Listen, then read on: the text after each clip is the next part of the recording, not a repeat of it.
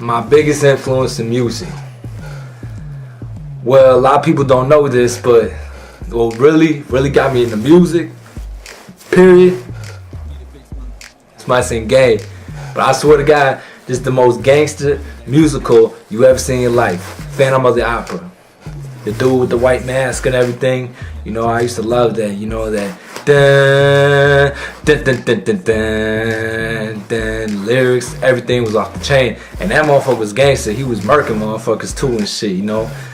Yeah, like his whole solitude was music and shit, you know. Music and his love for this girl, but he could never get with her because his face was deformed and shit, you know. I related to dude in a way and shit, you know.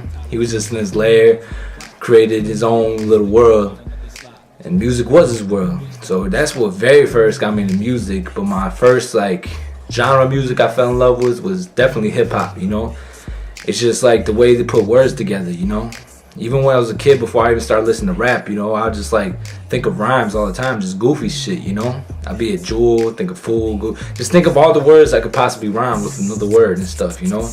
So once I heard rap and, you know, people put the words together, you know, I'm not gonna lie, I got into the whole West Coast, Tupac, Snoop Dogg thing and stuff, you know. But the first group that just like, man, this, you know, where I finally picked my favorite group of all time, you know, like this is my group I'm riding down with, was definitely Outkast, you know. Ever since I heard AT-Aliens and stuff, you know, I was about 10, 12 years old, somewhere around there, when it came with me and you, your mama and your cousin too, coming down the strip on Vogues, coming up slamming Cadillac doors. Man, Outkast, they weren't scared to be themselves and stuff, you know, and they just made good music, good beats, good lyrics, everything, you know. We had one dude who represented like the pimp player side, another dude was more like a poet, and you know, even to this day, they don't just make good rap music, they make good music, period, and stuff. So definitely Outkast. I started getting into the rocket scene with Mos Def, Talib Kweli, Common, you know, all that and stuff, you know. Twista, of course. I was in Chicago, you know, everyone was not only listening to Twista, but always trying to rap like Twista.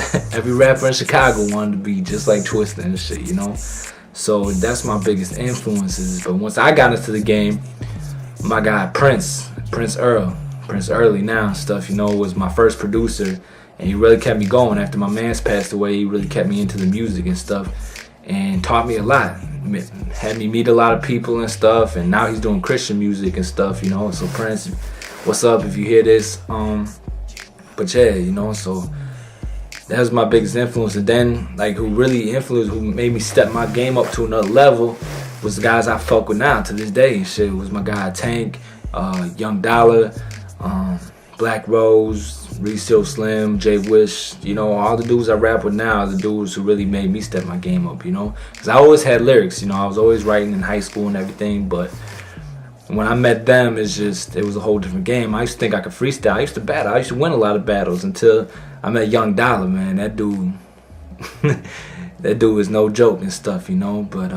yeah, those are my biggest influences in music, I could say, to this day. What projects I got out now? Well, the first project I ever put out was a Cruci mixtape, Chapter 1. That's when I was 19 years old, and I'm really proud of that joint, even though it wasn't my best material. You know, I look back at it now like, damn, you know, the lyrics were on point on that, but you know, I've really stepped up my delivery since then. But that was a sentimental thing, you know what I'm saying? I drove hard and did it all by myself to pay for the studio time, to print up the CDs and put it out there. I packaged it real nice, got the logo done for it and everything. So it was a lot of hard work to just put that little bullshit out and stuff, you know. And then I put out songs since then, and then we got that Blood City album out. We pushed that hard. We must have sold at least, I don't know. We didn't keep track. That was the thing. We didn't sound scan it, and we didn't really keep track of how much we sold. But you know, we were selling every day for a whole year. For the whole 2006, we were selling that, and we sold at least 50 to 100 copies a day. So we had to sell at least 10,000 units of that Blood City, all the way from Rockford to the South Side and shit, you know, all over. I even went to Indiana and sold some out there. But yeah, we were real proud of that joint. We put that shit together in like a couple weeks. That shit was so hot, off the chain on the streets, man, you know. But like now we got that ETC mixtape out and shit. So you know, everything classic to the dirt, man, and that's everything I represent and shit. So you know, man, this is gonna fuck some motherfuckers' heads up and shit. You know, I got chapter 2 coming out very soon too and stuff for my next solo mixtape, and then after that I got Accept the Unexpected, which is my street album. Now, not my real album, my street album and stuff. You know, Accept the Unexpected and stuff. All right. What is ETC? Everything. Everything classic.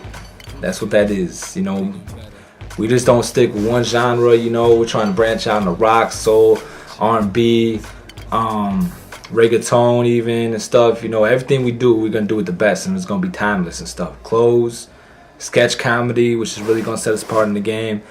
Movies, shit, just everything. You know, everything classic. You know, that's the brand. That's what it is, and that's what I represent. We do this, that, and etc. ETC. What do I feel separates me from the competition? I'd say everything. You never meet another white boy like me and stuff, you know. First, there you go. In my skin, you know, my drive, my heart, you know. Like, I would die for this motherfucking music. I almost have a couple times when I was out there in DeKalb. I was letting someone listen to CD in their car and they just tried to pull off and stuff. I just, man, smashed the side of the window. Dude got out and shit. He could have had a gun or whatever and stuff, you know. I'm like, man, give me my CD back, man. He threw it back at me and shit, you know.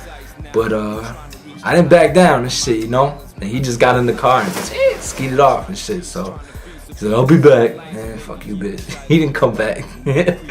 Bullshit motherfuckers, man. You know what's bullshit too? I went in there and got alcohol for that motherfucker and shit, man. You know, but that's neither here nor there. I'm getting distracted. But what separates me is my drive, my heart, the fact that, you know, I got so many skills as a white boy, and I'm not on the Eminem tip, you know. I'm Cruci-Fix, that's me. You know, I'm unique. I talk about spiritual things. I talk about politics. I talk about life and the struggle. I talk about hustling. I talk about, you know, women. You know, shit. You know, you name it, I got it and shit. You know, Cruci-Fix. If you need a fix, I got you and shit. That's what separates me, man, from the competition, man. Ain't no one gonna change the game like I did, and my guys are gonna do this shit. So, you know, plus I got a rawest click behind me and stuff. And also, what's really gonna separate us is this plan we got for the street team. So I'll be looking out for that real soon, man. We're gonna flood the market and shit. You're gonna see nothing but ETC, Cruci-Fix t-shirts, all that good stuff. Do I have any solo projects coming soon? Yeah, that chapter 2. Like I said, Cruci Mixtape chapter 2. You know, we're gonna have Marvel on there, Juice, Channel Zero, J9. You know, all the hottest Chicago underground artists. You know, not even, I wouldn't say underground, but the cats, the young hungry cats and shit that are making a buzz, you know, in the streets like, you know, we are and shit. So you know, it's gonna be a real beautiful thing and shit, you know. Real hip hop, real everything, you know. Everything classic. Why do I call myself Cruci-Fix? Well, shit, if you go on my MySpace, myspace.com/9Cruci-Fix9, yeah, it's right there on my blog and shit. It's basically like I'm making the ultimate sacrifice for this music and stuff. It's not no religious stuff, so I know a lot of people might think that's blasphemous or whatever and stuff, you know. It's just, if you look at what the Cruci-Fix really represents and shit, the vertical means the masculine, the spiritual side, you know, of humanity and stuff, and then the horizontal means like the more, you know, humane side, the struggle, the strife, the femininity of life.